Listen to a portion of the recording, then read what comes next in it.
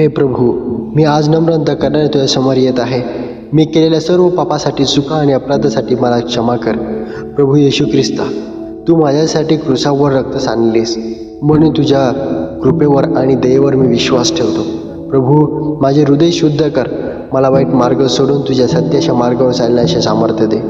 ज्या लोकांना मी दुखावले प्रभू, त्यांच्याकडून क्षमा मागण्याशी आणि ज्यांनी मला दुखावले आहे त्यांना मनापासून क्षमा करण्याशी मला कृपा दे.